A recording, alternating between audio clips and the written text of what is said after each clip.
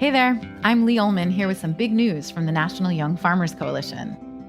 We're partnering with Heritage Radio Network on a special season of The Farm Report. It's all about what's happening with the Farm Bill and how it impacts farmers and eaters. I am growing diversified vegetables on land that's been in our family for 150 years. And so with the pandemic, gentrification, property values going up, we had to sell the land and we lost it. Join us as we uncover the untold stories behind this massive piece of legislation that shapes how we grow our food, what we eat, and so much more. The problems we have had, those are things that come from earlier Farm Bill and USDA policy, right? Like Earl Butz, get big or get out. You know, it's my responsibility to know not only what I'm eating, but then like how that all came to be. And realize like, wow, like this piece of legislation, all this money, like it's technically something that I support as a taxpayer. While Congress debates the next Farm Bill, this is not just an invitation to listen. It's a call to action. Be part of the conversation. Subscribe to the Farm Report on Heritage Radio Network, wherever you listen to podcasts.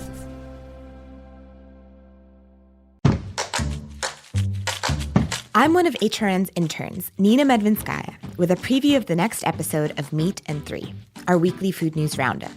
This week's topic, the marriage of food and danger.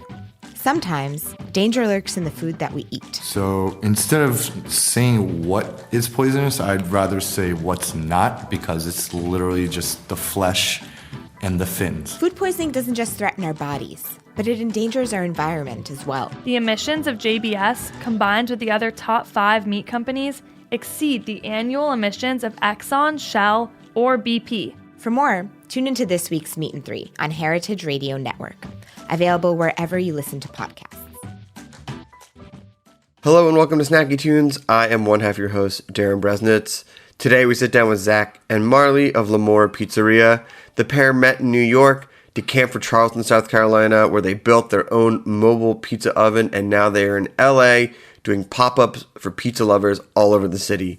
Then we were at Danger Bird Records Studios in Silver Lake with Dev Ray talking about his solo project and talking about why he thought I'm So Excited by the Pointer Sisters was the perfect classic to cover. Sit back, relax, Happy New Year. Snacky Tunes on heritageradionetwork.org. We talk about food, we talk about music with musical dudes. Finger on the pulse, Snacky Tunes. Hello and welcome to Snacky Tunes. I am one half your host, Darren Bresnitz. We are here with Marley Blodgett and Zach Swemley. Nailed it. And Barkley the dog. Barkley the dog too. Barkley the dog too? Was there a number? No, okay. T-O-O. Oh, okay. Co-founders of L'Amour Pizza. Welcome to Snacky Tunes. Thank you. Thanks for having us. I always love sitting down with ex-New Yorkers in LA. And I've realized now that if I don't put on the recorder, we can just gossip about New York for forever. But would you ever think, living in New York for so long, that LA would become the pizza town it has become? Not at all, especially in the last, I feel like even since we've arrived, pizza has just become more popular here, whether it's... When did you arrive? A year and a half ago?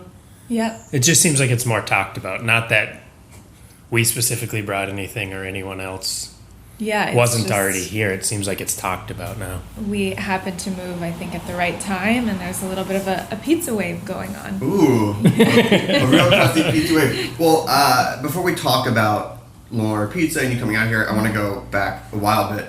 Marley, you grew up in pizza royalty. Your dad worked at CPK. Yes. For 20 years? Yeah. Where did you grow up, and what was your favorite pie? I grew up in South Florida, so he was the director of operations for all the stores in that region. But we came out to LA often. But my favorite pie, perhaps, was maybe just the classic barbecue chicken with ranch. I mean, barbecue chicken. My brother and I worked at a place called Piece of Pizza, R.I.P., and they did a barbecue chicken pizza. Yeah. And I think unless you grew up with it, I think if you had it later in life, it's probably something that you might crinkle your nose at. But growing up with, it. I think Zach grew up in Minneapolis, so I think maybe you had one at the Mall of America there, but it wasn't like he grew up going to a lot of independent little mom and pop restaurants, and my experience of eating as a child was like so many chains. But I always try to break down the tiers of chains for him, and I'm like, CPK was at the top. Like, you can't compare it to Ruby Tuesdays or this and that. I think CPK still sits at the top for some people. Yeah, I think they sold and a lot changed, and of course, you know, with growth and this and that comes a lot of different things. But I think for a while, a lot of people are like, that was my mom and I's, you know, every Saturday would go to the mall and have a chopped salad and a barbecue chicken pizza. Now, Zach, your entry into pizza was a little bit more artisanal, because you sort of, like when you were in San Francisco and you were cooking, you were working at Pizzeria Delfina, which is one of the legendary pizza places. Exactly. Yeah. What brought you into the dough world? Honestly, I don't know. It was a lack of another job. Yeah. I heard good things from a friend in New York. I moved New York, San Francisco, back to New York, and he sent me to Delfina, and I think I walked into the wrong Delfina, and it was Pizzeria Delfina. Same company, but and then I started making pizza, and that was it. I mean, I've talked with a lot of bakers and pizzaiolas, and once you get bit by that pizza bug and trying to get the perfect dough and the perfect alchemy of meat, sauce, topping, things like that, it never goes away. It doesn't. It really doesn't. And I think Delfina does it so well that I've kind of just adopted a lot of what I learned there, which made it a little easier for me currently with Lamora. Obviously different ovens, different dough, different everything, but Delfina had the alchemy, so they taught it all. So what were those early days, and give me a year of pizza like, because I feel pizza, and I'll say with Roberta's, sort of in the last 10, 15 years has really become like this like pop culture zeitgeist. What was pizza like back when you were starting to make it and things like that? I don't know that it was really a thing. I knew of Una Pizza Napolitana because I moved from New York to San Francisco. But I didn't I guess I didn't see it as think about it really as being a whole, you know, subculture of all these different styles, and I just feel like it's taken so much more seriously than it once. Yeah, pizza to me growing up was like whenever we got to go from Philly to New York, I was like, we're gonna get a slice of pizza, and then if not, it was, you know, our local pizza shop or Domino's or something like that. Now it's you can open up a 3-star pizza restaurant. Right. Yeah. There wasn't that when I started at Delfina. As far as I knew, I was also, like I said, I didn't mean to go there, so I was kind of chasing a different wave of cooking. And I didn't know about the pizza craze, but it's a thing. I don't know. So how were those early days like? Like, what were you learning? How did you get into pizza? What were those first couple of pies? Success, failures? I think it was success. I was told by a chef, I took a short-term job, I'm not going to say any names, but he was like, don't go to Pizzeria Delfina, it's just a bunch of pirates there. And like just talking about the cooks, like they're not real cooks, it's like skaters and whatever. And I don't know, all the guys I met there are still cooking. A lot of them still make pizza. Like, is that guy? Is the guy told you not to go no longer in the biz? He's still in the biz. So what eventually brought you back to New York and you to New York? Did you go straight from Florida to New York? Yes, I did. Zach did New York, San Francisco, and then New York. We met on his second term in New York, and then have been all over since. But you just were ready to leave San Francisco again, ready to right? leave, Go back and to the East Coast. I was going to approach a different culinary thing in butchering, and I got to New York, and again, I won't say any names, but somehow that fell through when I landed in New York. And you both met at Mission Cantina. Yep. Yeah. Short-lived. I loved it. I mean, I liked it when it opened up. I liked those burritos. Yeah. It was good right when it opened. I mean, I remember, and again, not to gossip New York, when that opened, that was like, oh, here we go. Like, here's a new wave of restaurants. Like, here's a new scene. What was it like working there? How did you guys two meet? Like, what was the early story of you guys? Take that one. Yeah, that was so I grew up in the restaurant industry, but since was just going to school in New York and working in retail a little bit, and I lived on Orchard Street, and I had always contemplated getting back into the restaurant side of the business just because it's so much of what I knew. And then I was like, you know what, I'm going to go check out this Mission Cantina and apply. And I think Zach and I in our opening... I think Danny bought jeans from you a few times, yes, too. Danny was my client at Acme. So he'd come by his kitchen uniform, spent lots of money on clothes with me. And your classic Acme jeans is a kitchen uniform. Of course. Yeah, of course. I know. Perfect. If it's a story I've heard a million times. Anyway, from there... I started working at Mission. I think Zach and I realized in our opening, we were having like a little meet and greet with the employees, and I guess they asked what our favorite restaurant was, and Zach and I both said Frankie's Spuntino in Brooklyn. Yeah, shout out to the Franks. And then from there, it was history. Well, it took a year of being there. Yes, and then it took a year of working there, and some other things going down, but. One of our first conversations was about pizza and just how much we both had a love for it, which is ironic where we ended up now. The idea for La Mora was something just kind of, I mean, people always think we conceived it prior to moving to Charleston, which we didn't get to that yet, but it was kind of a distant thing. It was just this shared love of pizza that we both had. And I mean, Mission Cantina was near one of my Rosario's.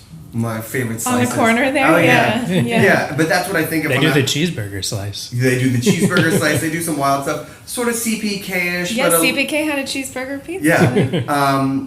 But when did you guys, because I know that you went to go cook at another restaurant, you both sort of went your separate ways as far as restaurant go, but when did you start to feel that to make the next step or to make your own pizza company real, you had to get out of New York? Did New York factor into it and then you go like, we can't do it here? No, actually. Our move had really nothing to do with opening our own business at the time. It was more of just... La Mora wasn't even a thought at that point. Yeah, we just decided we were ready to leave New York.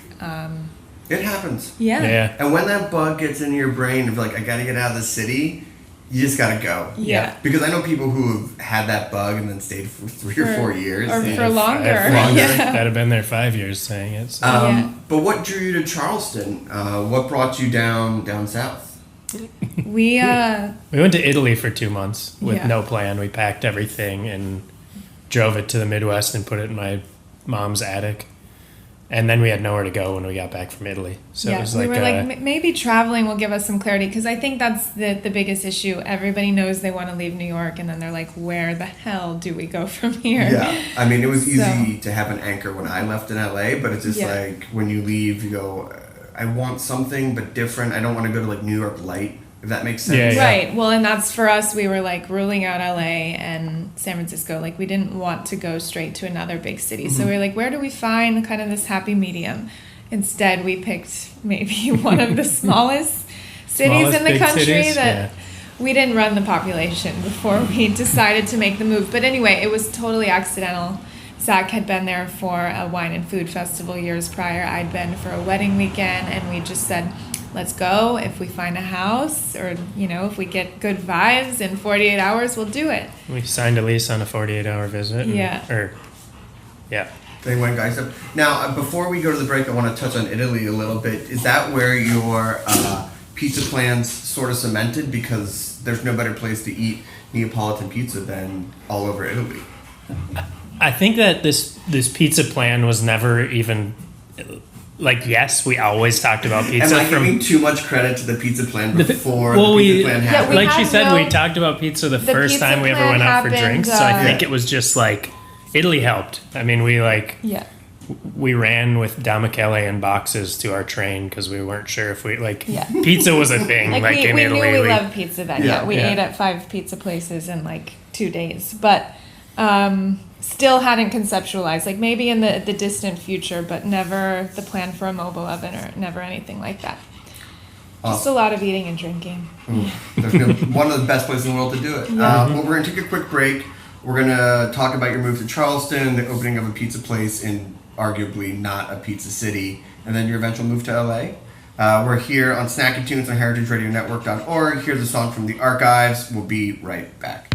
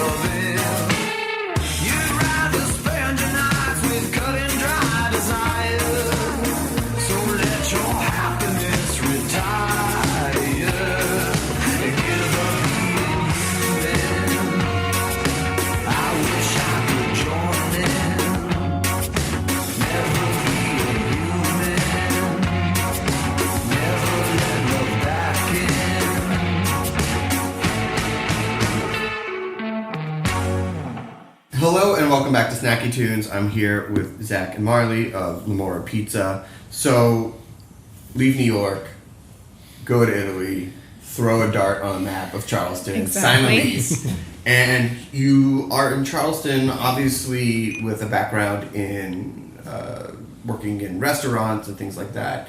How long did it take for you to decide that you want to start your own thing? Was that always the idea, or did you start in restaurants and then start to build out your own restaurant?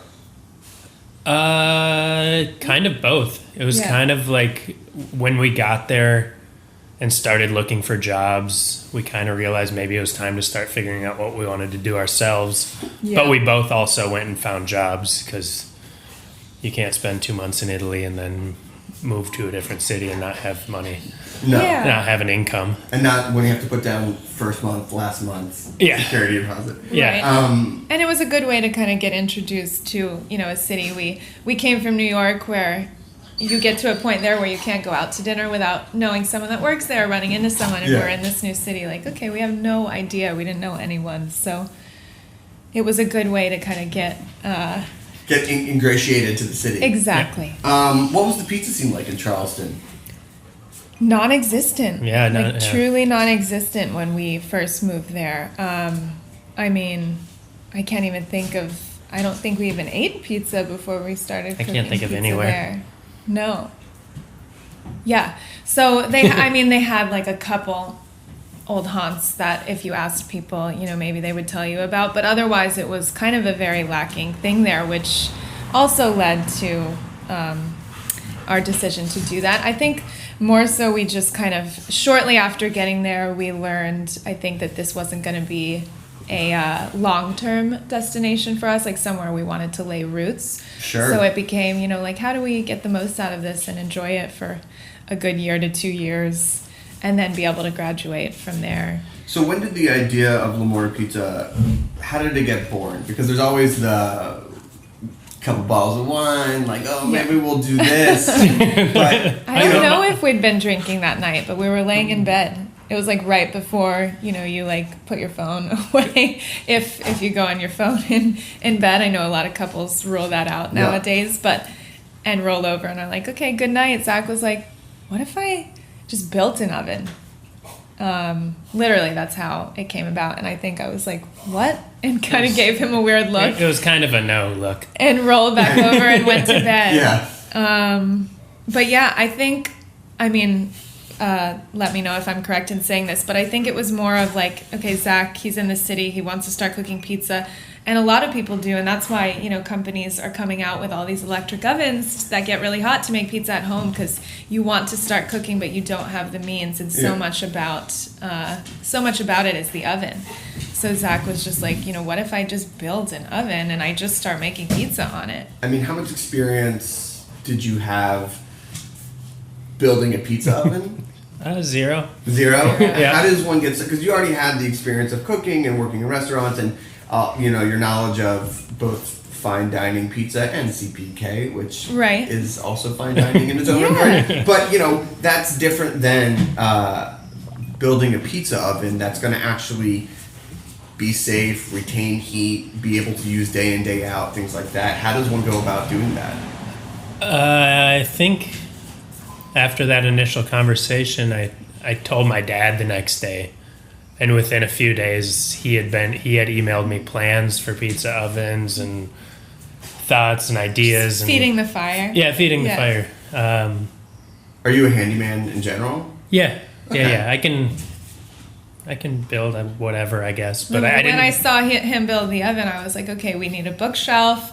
We need this. It's like, all right. You've been holding out on me. So how long did it take to build the oven, and then from building the oven, sort of making it like a real business? Because it's one thing to build the oven, it's another thing to know how to make pizza, but to actually be like, we're going to make food that we're going to sell to people. What was the process and time of that? We dove right in. Yeah, I think that's where I came in. Maybe I was like, okay, I've thought about this for a minute, and what if we, did it like this? And then from there, it was just a constant conversation of how do we didn't want to be a food truck per se. And just the idea of what Zach wanted to build, it was literally like an oven on wheels. It wasn't like this, full food facility on a truck or anything. So we kind of knew that wasn't going to be our game. So it was more so like, how can we collaborate with other businesses and, get them to want to host us, so we can bring them a following and bring people who are going to, buy more of their food or their wine and beer.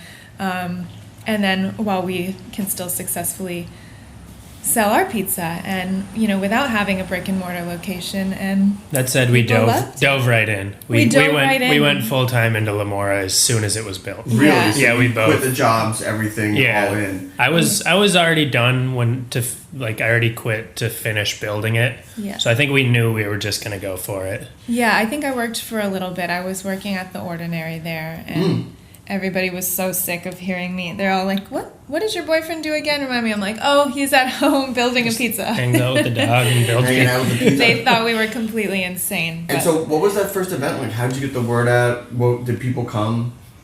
A few We got lucky. people came. Yeah, there was like There was a marathon. We were at a brewery in the middle of North Charleston. and there happened to be a marathon ending when we set up. So yeah, some sort of our first event was busy. Carbo load. But then what about the second and third? Because it's always, like the first event, like, hey, my friends are coming, hey, my family's coming. But yeah.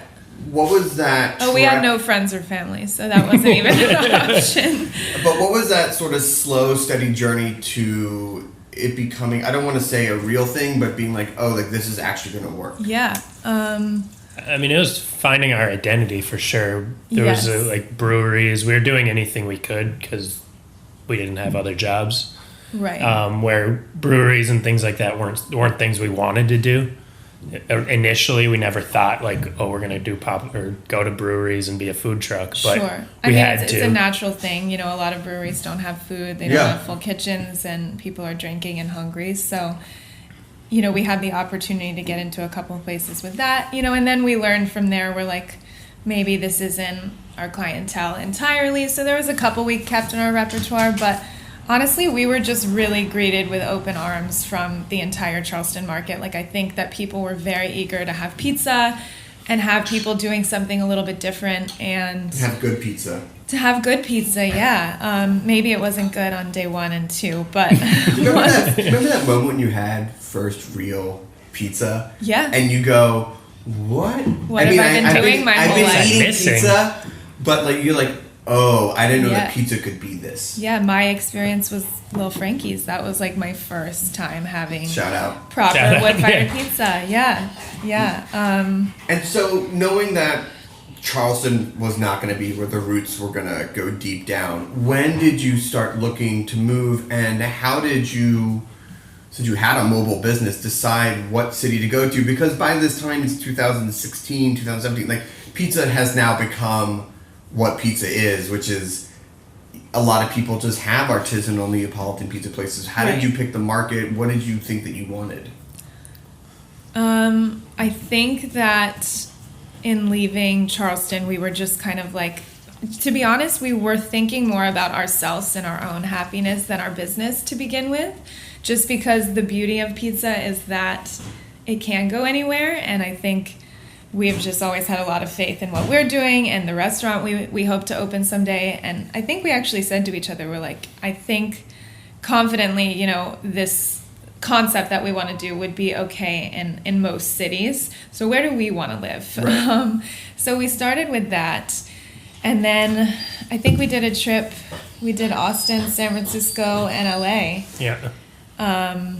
A couple years ago, and we were like, let's just hit all those places and see, like where do we want to be? And we'd been to all of them already, but we're like, let's approach it like we could potentially move here, because that's something we didn't do on the other end of the spectrum. And so how did LA win out? Because arguably, I mean, you've been here for a year and a half, but pizza a year and a half ago, there were places popping up, but it wasn't really a thing. Did you just see an opening? Yeah, I mean, we came to eat pizza here on that trip, and we were like, oh my gosh, there's like no pizza really in this city for the size of it, you know? I know. Well, there's pizza. There's pizza. There's pizza. Yeah. There is, but... Hard stop. There's pizza. Sure. Yeah. But being ex-New Yorkers, and we're like, okay, this is the second largest city in the U.S., and we're like, it's lacking in terms of that. So that was kind of a cool bit of insight to,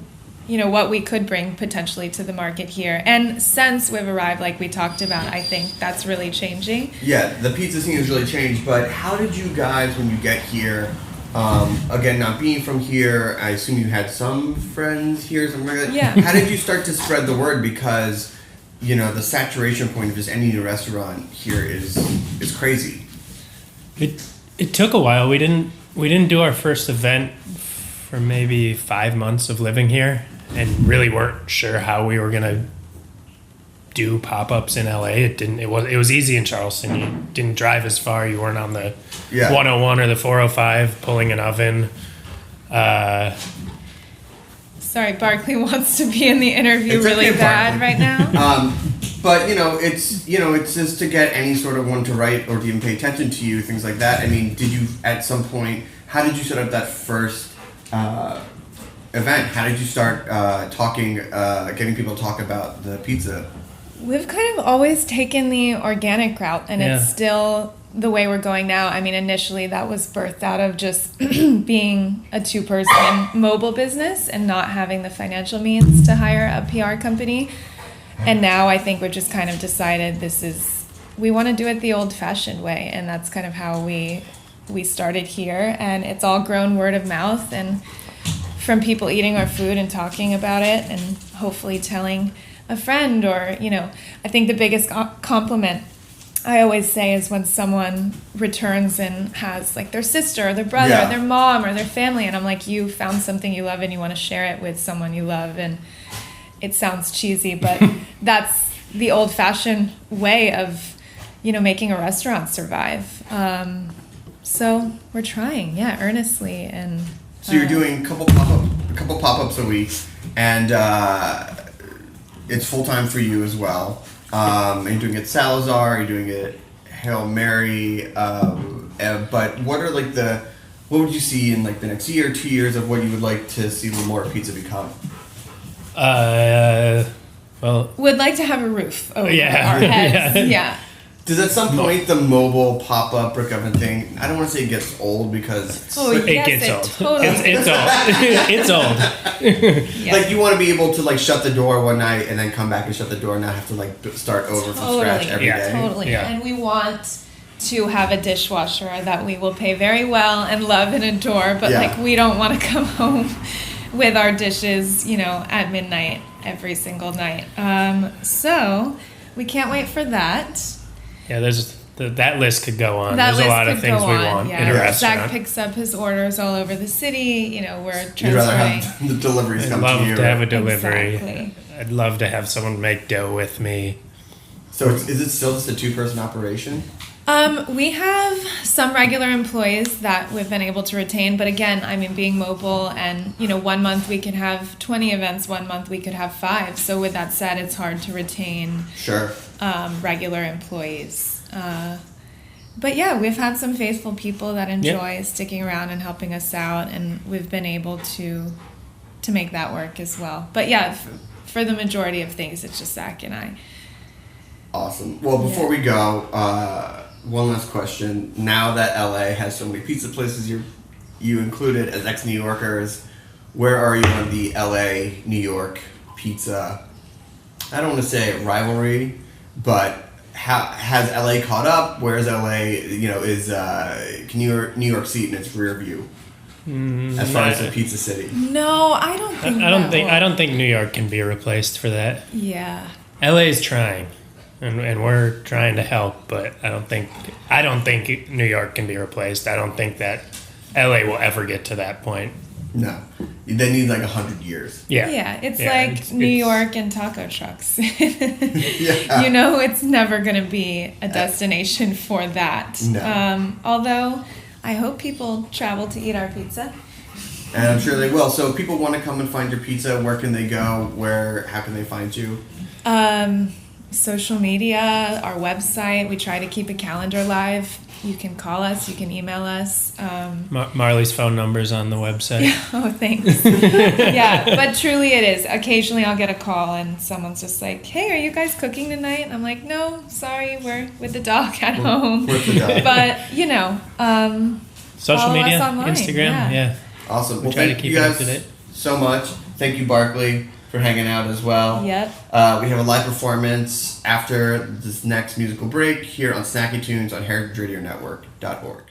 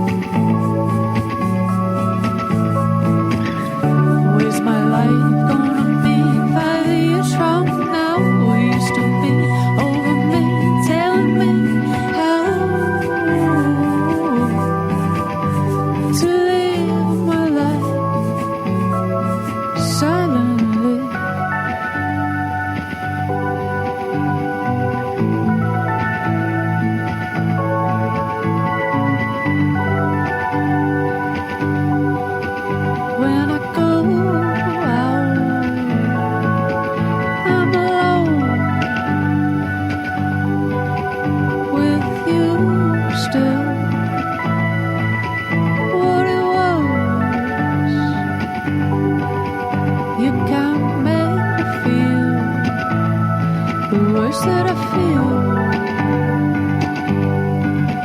oh, the happy didn't never think I'd go out just to show how I can never be alone in my bedroom now.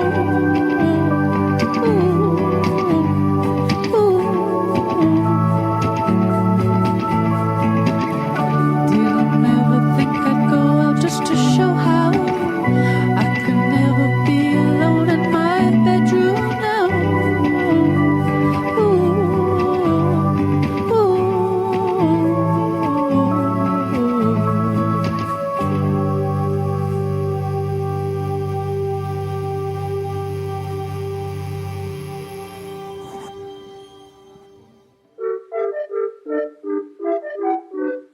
Next year, Heritage Radio Network is turning 10. For the last decade, we've been committed to bringing listeners around the world the very best in food radio, for free. Our small staff and incredible network of hosts work hard so that listeners can tune in each week to hear the important conversations in food policy, stay on the cutting edge of cocktail culture, and hear the latest updates in food tech. But there is no HRN without the support of listeners like you. Become a member of Heritage Radio Network today and help HRN get a strong start to our second decade. Choose from exclusive member gifts and stay in the loop on discounts to upcoming events. There's no better time to show your support. Go to heritageradionetwork.org/donate and wish HRN a happy birthday. Hello and welcome to Snacky Tunes. I am one half your host, Darren Bresnitz. We are sitting at the legendary Danger Bird Record Studios in beautiful Silver Lake. It is t-shirt weather, it is the winter, and that is why the three of us live here.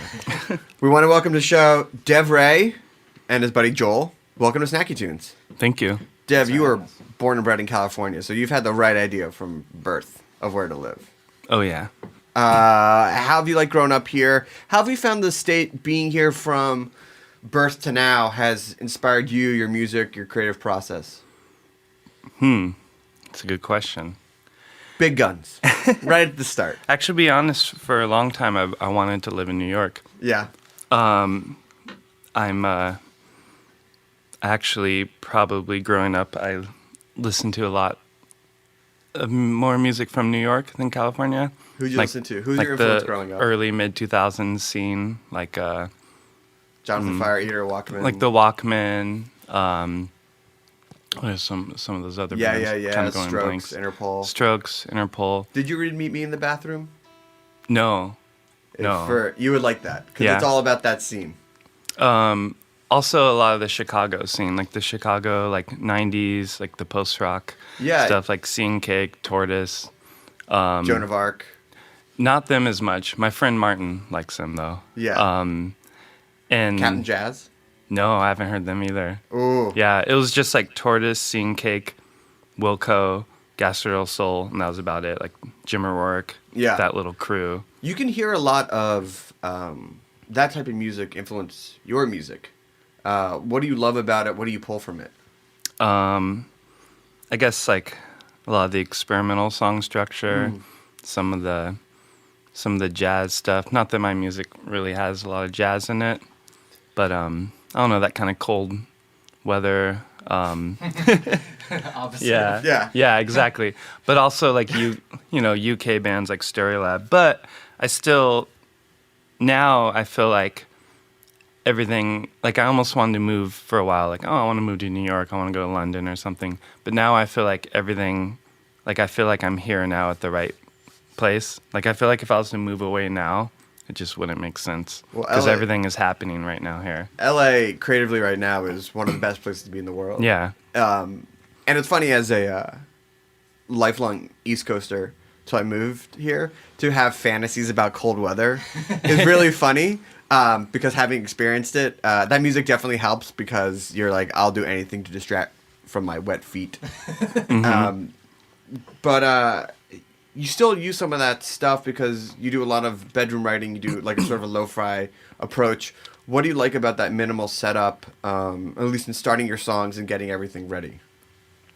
I I guess control, I guess. Yeah? Yeah. I usually am comfortable like writing by myself. Till recently, though, I've been working on stuff with Andy. Shout out, Andy. Shout out. Always making us sound good. Yeah. So that's been a challenge, like a fun challenge. I like that, actually. Writing with others, but what do you love about writing about yourself? How do you get your process going for songs? Good question. For a while, I was writing songs on guitar, and then I bought this Casio tone right here. This Casio tone 701. I was living in Highland Park about like 3 or 4 years ago, and I bought this, and that kind of changed my whole way of writing. And I got really heavy. I was influenced by bands like Beach House, for instance. And for a while, too, I was going through sort of like a breakup kind of thing. So I just wrote a bunch of songs on this keyboard that were, excuse me, inspired by that. Now, I know that before you did your solo project, you were in a couple bands, So Many Wizards and Tomimitsu. Tomimitsu. It's his middle name. Got it. Yeah. And you had this genre called dream punk. Yes. Which comes very clear once you hear the name, but I'd never heard dream punk before. So for those who are unfamiliar with it, and you sort of alluded to that in what you were just talking about, but what is dream punk? How is that style different than, I would say, normal punk? And what's the dream part about it? Good question. Yeah, that was Nima Kazzaroni. That was his project, So Many Wizards. And I joined that band in 2013. And I guess dream punk, I'm pretty sure I don't know, maybe that term was... It's a good term. Maybe that was coined before, but I remember him calling the genre dream punk. And it makes sense because if it was just punk, I probably wouldn't have joined the band. Nothing against punk or anything, No, of course not. but I just feel like, I wanted to do something a little different, like I'm a little older. I guess it kind of has the punk energy and like the fun that's associated with punk. And like I said, the high energy, but the vocals, a lot like reverb-drenched vocals that kind of make it a little dreamier, not as fast, a little more mid-tempo, and like bridges that kind of float a little bit. Like it'll be a really high energy, fast, kind of fun song, and then all of a sudden it will kind of just float for a while, like in the bridge. I love that changing the tempos. Yeah. It like makes you stand up and think a little bit. Yeah, so I guess probably that, like the reverb-drenched vocals and Nima having a very good voice, like a very kind of strong, beautiful voice mixed with reverb guitars, make it kind of dreamy. Awesome. Well, before we get into your solo work and start that career, can we hear a song? Yeah. What do you want to play for us? We're gonna start with Mermaid. Awesome. Well, here we go. Dev Ray at Dangerbird Studios here on Snacky Tunes on heritageradionetwork.org.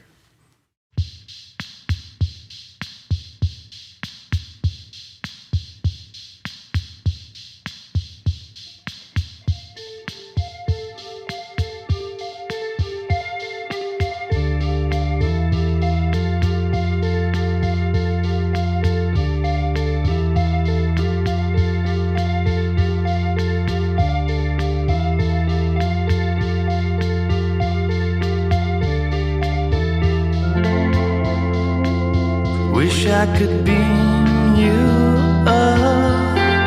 That would be too easy.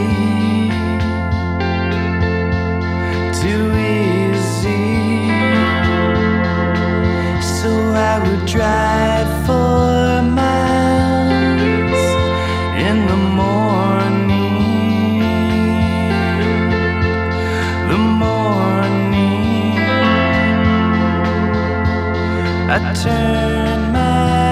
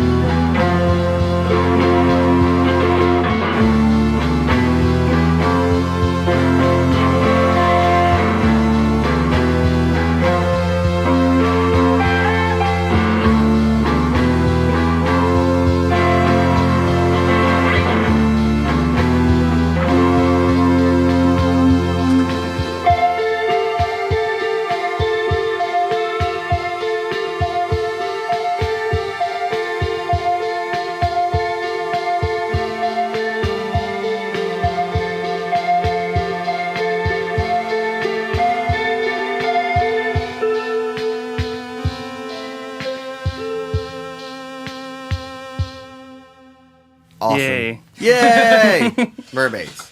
Mermaid. Yeah, stripped down.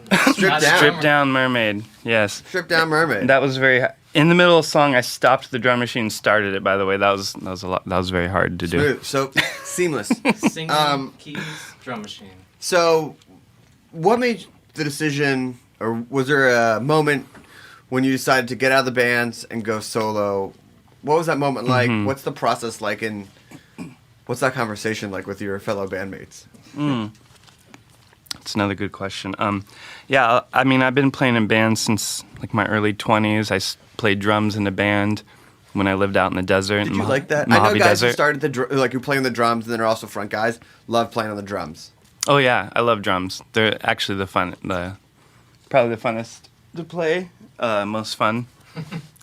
Yeah, drums are great. So I started with that, and then I moved to LA, and then I joined a band, and then I joined So Many Wizards, and then I joined Tomimitsu. Played drums at Tomimitsu, played bass in So Many Wizards. Fun. So, I mean, I've been writing songs since I was like 16. Yeah. But they've always kind of been the background because I'm always playing, for other people, which is great.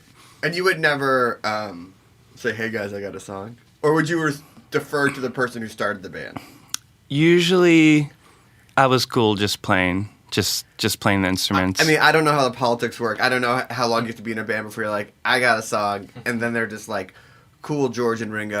Like, yeah, you'll get one for royalty. Yeah, there was one time when I was in the first band called Airplanes out in the desert, and eventually I brought a song in, and it, it was fine. He was cool with it. He was my buddy. Cool. Yeah, and with So Many Wizards, that never happened just because it's all his stuff. He writes so many songs. All good. Yeah. But do you sort of know when you're joining into it with someone else's band that's sort of the unwritten rule that your songs are your songs, but they have no place and time here? For the most part, yeah. Which is why eventually after I was in So Many Wizards for about like 5 years. Wow. Maybe 4 years. And you're stacking songs, right? Yeah. Yeah. So eventually I realized, you know what, I'm getting older. I'm in my mid-30s. Don't tell anyone that, though. Being in your mid-30s is a good place to be. Yeah. I feel like I paid my dues. Yeah. How do those songs go from bedroom sketches or ideas to something where you go, this is real, this is something I want to share with the world, I'm going to go out and do it? Mm-hmm. Good question. I don't know. I think it was just a matter of time. I kind of couldn't wait any longer. Mm-hmm. Yeah, I realized, I had a good amount of songs, and I wanted them to get heard. So, yeah, I think it was just a matter of time. Just enough time had gone by, and I felt like I was kind of ready. And you wanted songs. To be like a front man. You didn't want to just have a song and be like, I'm going out. And they're like, what's your next song? You're like, I only have one. Yeah, exactly. And I noticed a small shift from that dream punk sound to a little bit more of like a synth-pop. Mm-hmm. Especially your first song, which was a cover of So Excited, definitely was very synthy. Like super synthy, really beautiful. What made you put the synth even more forward? And what made you want to do a cover as your first step out into the world?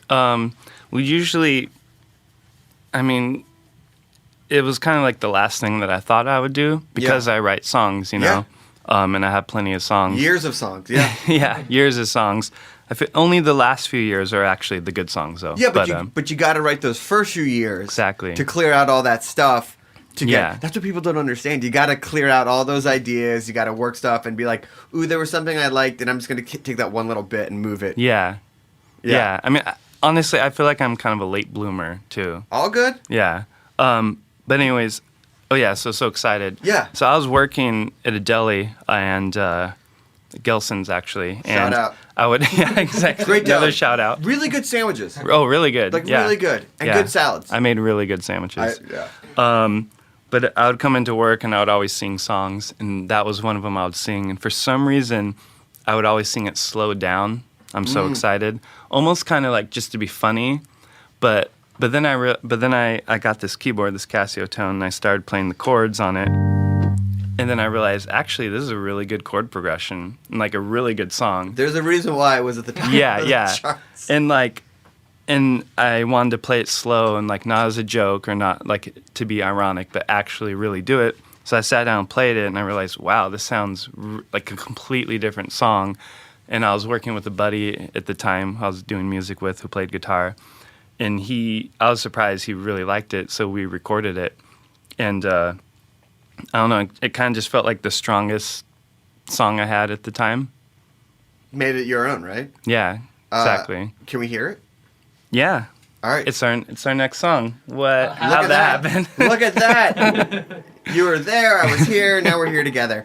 All right, well, here is I'm So Excited, Pointer Sisters. Yes. Cover by Dev Ray, here at Danger Bird on Snacky Tunes on heritageradionetwork.org.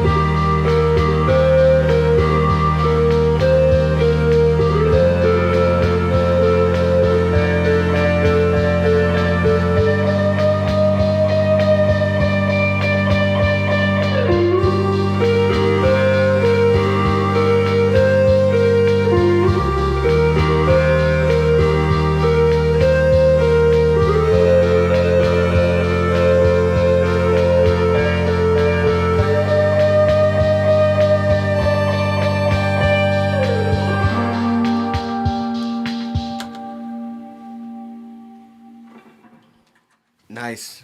Thank you. Very nice. Thanks. So after the first single, you wound up hooking up with the Dangerbird record guys. Oh, yeah. Who are very lovely folk. Oh, yeah. How'd you join forces, and you were part of the Microdose singles collection? Yes. What is that? Microdose. It's like a little, I think it's like a little trial thing or something. Like they kind of try out, find local bands in the area and give them a shot at putting out a single and having them perform in their backyard. That was awesome. It's pretty nice. And the first song, Can't Hide? Yes. Right? That's the first song you did with them. Was that one of the songs from the archives? Was that a new song? Tell me about that one. Actually, that was a song I'd written before in my bedroom. And it was almost like a disco song. It had a weird disco beat. Yeah, it was a really weird disco kind of keyboard song. Doesn't have to be weird. Just different, right? It was a little weird. Okay. But then, I was in another band called Dr. Fadeaway with my friend Alethea. That's a good name. Yeah.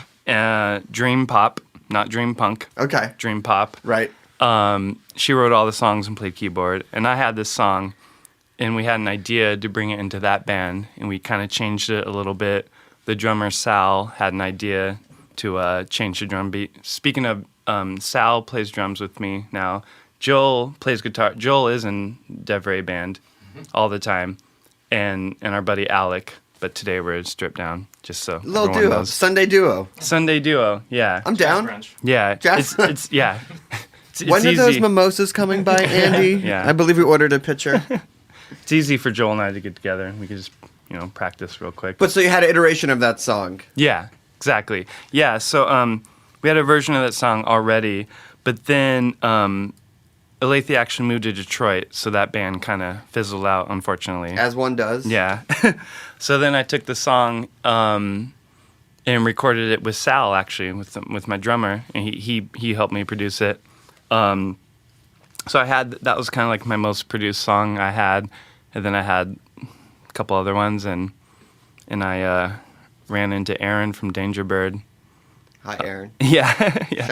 Shout out. Actually, I met him at one of the movie nights that they do. Oh, yeah. Yeah. It was when they were doing it in the studio in Atwater Village. Oh, yeah. Yeah, and I just kind of bugged him, and I was like, hey, I like these movie nights you do. These are cool. Just started talking to him, and then I ran into him at Yummy. And he said, hey, you have any music you want to show me? I said, yeah.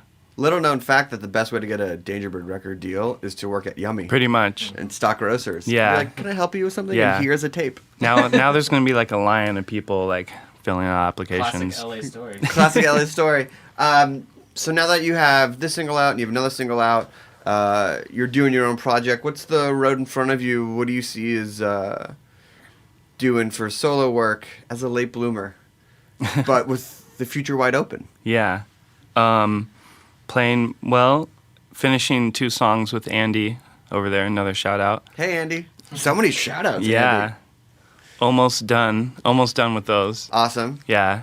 Kind of new direction. I mean, he's kind of pushed me in different directions where it's not like I couldn't go before, because I like all I like everything. I like pop, and I like slow dream stuff, and I like dance music.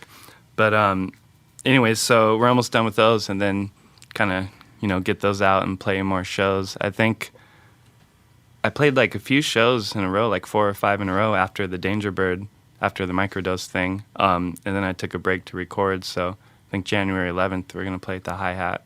Awesome. It's a good venue. Yeah, with Crown Plaza, which is another band that Nima from So Many Wizards has. I'm going to stop talking about Nima, okay? Let me ask. Enough about him. How incestual or how overlapping is the LA music scene for those who might not be familiar with it? It's pretty incestual. I mean, Nima has like 3 bands. I played in one of them. I filled in for 2 of them before. Tomimitsu, that's Martin's band. He played guitar in So Many Wizards. So that kind of stuff happens all the time. Joel, I think, is in 2 or 3 bands, right? Yeah. Yeah. And no one feels like you're cheating on each other, right? Everyone's cool. Yeah. Polyamorous band Yeah. scene, if you will. Yeah. Yeah, it's kind of like that here. It's like if you're a decent, enough musician, and you're a nice guy or girl, and you're a nice guy nice. or girl, exactly. Then, you're gonna play in multiple bands. And so, where do you see your music, your future singles fitting inside the LA scene? Where would you like your voice to represent the music here? Kind of like, what would you say? Kind of the soul, kind of the funky soul nights. Funky soul night, that's where you want you at. No, I'm kidding. I do like funky soul night. Who doesn't like funky soul night? Yeah, it's the best. It's the best music to dance to. Probably I don't know, like pop. There's a big weird pop scene that fit into nicely. Yeah. It's a good question. Definitely not like the garage rock scene. Not that, I mean, that's a cool scene. I feel like So Many Wizards kind of more of that scene. I guess I kind of look at myself as more like kind of singer-songwriter, but more like experimental pop kind of area. What would you say, Joel? I think you're right. Experimental pop. That's good. Yeah? Sounds good. Cool. Awesome. I'm sorry, I'm horrible at like no, it's fine. those things. It's like describe yourself in 100 words. Go. Yeah. Well, I want to thank you, and I want to make sure that we have enough time for one more song. But where can people listen to your music? I know it's up on Spotify. Mm-hmm. But where else can people get it, buy it, come check out info for shows? Yeah, Devray on Spotify. I think Devray is on SoundCloud. Cool. And Bandcamp. Shout out to Bandcamp. Yeah. And love those guys. And girls. And Devray Instagram, where, I post videos and photos. It's Devray1, right? Devray1 Instagram, but yeah. Number one? Yeah. Not spelled out? But yeah. How's your gram game? Good? It's pretty good, It yeah. is good. Yeah? Yeah. Not too much of it's the perfect amount. Yeah. I like to post fun, I like to keep it nice, curate it, kind of. Nothing is worse than artists posting about themselves and only that. Yeah. It's not just... I get that it's part promo, but let me get a little piece of your world and your insights. That's not just, hey guys, another show. Here's me in the bathroom mirror. So. Totally. So what's the last song you're gonna take us out on? This song is this is Palaces. So this is the B-side. Yes, this was one of the singles for the Danger Bird for the microdose. Awesome. Well, thank you so much. Thank you, Danger Bird. Thank you to our food guests. Thank you, Heritage. Devray, one last song on Snacky Tunes on heritageradionetwork.org. We will see you next week. Have a good one.